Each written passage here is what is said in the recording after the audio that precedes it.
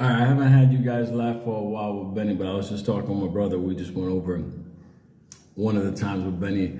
Benny, let's just put it this way. This was one of the classic ones that we're just going over it. It was just like, I mean, you had a hard time breathing, but I'll tell it to you like this.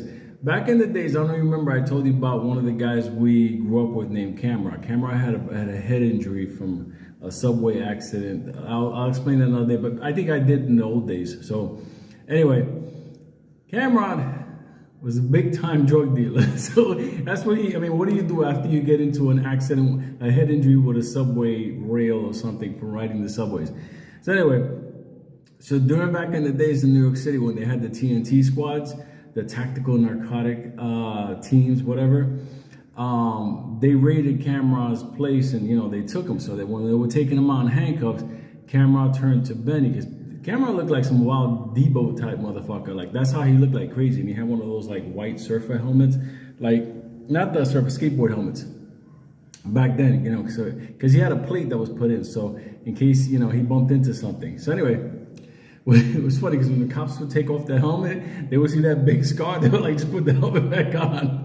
And he would just look at them with his twisted eye. Anyway, so what happened was, so he's walking out of the building in handcuffs with everybody. The camera turns to Benny. Yo, Benny, take care of what's important. So Benny understood what that meant. Once the cops goes bye-bye, Benny was going back into the apartment to secure, cash or whatever it may be and put it on the side till Camron comes back. This is how, it's how people in the hood are. So it's no big deal. So we go into the apartment afterwards, because of course I went, listen, some people had summer camp. I had the projects. So we went back into the apartment, like it says the big tape on the door, NYPD, no trespassing, all of that. Slip. Like we're getting inside, that type of stuff. So we go inside, and we already knew where he kept his cash, his jewelry, the whole thing. So we went in there, we just took everything out and stuff like that, but we had a problem. It was a big parrot, because Camron had a parrot. It was like a white cockatool, something like that. I'm like, what we gonna do with him? So Benny's like, I don't know. So hold on a second. We can't just leave him here. This dude's gonna starve. Parrot's on the set like, dog, don't leave me here. It's dark. So anyway, so Benny gets an idea. He goes, he gets the big parrot cage and he wheels it out because it's like on this long cage. It's like, so he takes it to the lady next door, like, dum dum. Lady's like, yes, how can I help you? And he's like, hola, senora, can you take care of the bird for a couple of days? I'll be back. He takes some of Camron's money. Look, his money for the food because we're going to do some painting next door. We don't want the bird to get sick. Really, that thing was going to be raided by the Manhattan DA the next day. But anyway, the lady said, no problem, I take it. It's so cute. I take the bird, no problem. So the bird's taken care of, and we got Camron's stash. So we took Camron's stash, and we wrapped that thing up in a couple of heavy industrial garbage bags. We put it in a bucket. We buried it in Central Park.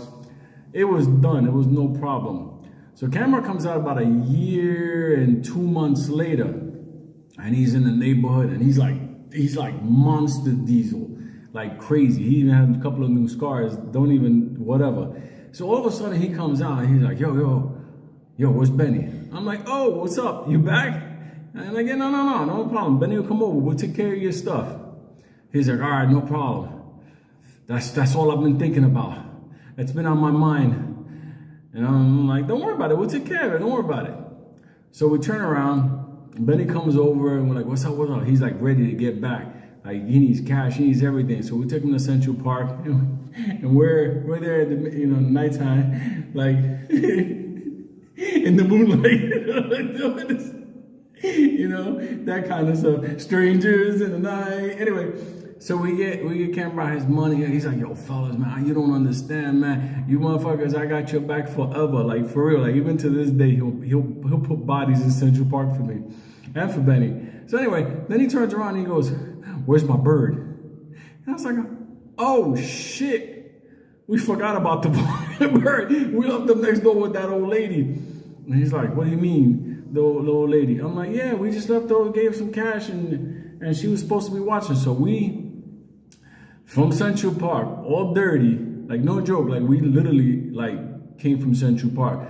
We go to the lady's house, must have been about 11 o'clock at night. Ding, ding. The lady opens up. yes. He's like, hola, senora Benny. He goes, I came here about a year ago and I told you to hold on to my bird because we were painting. She goes, yeah, but you never came back.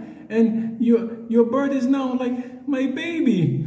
So Camron's there being nice and quiet on the side. She hasn't seen his helmet and his scars or nothing. She's just seeing us, you know, two little good boys. All of a sudden, the bird inside is like, ¿qué está pasando? What's happening? Like, that's it. And when Camron heard that, he's like, yo, you got my bird in there?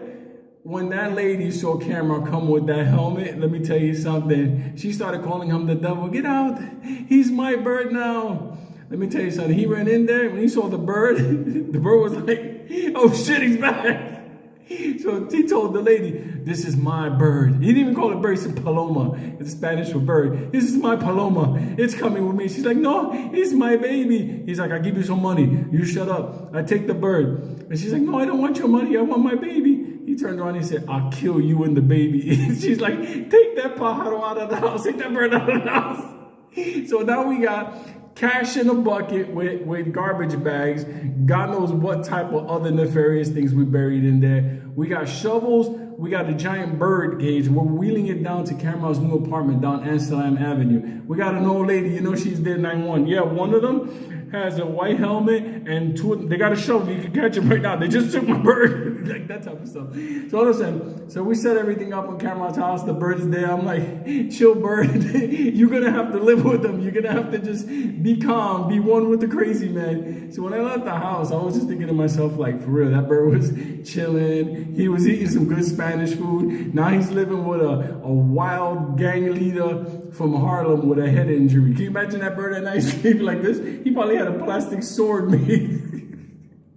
All I can tell you is that's the kind of conversation I just went over with my brother today. So it wasn't even a Benny thing, but when we gave the bird over, we just forgot about the bird. I mean, who comes back for a fucking bird? Like, who has it? The bird was like, ¿qué está pasando? Like, what's going on? Giant hugs, everybody. I'll talk to you tonight. Go.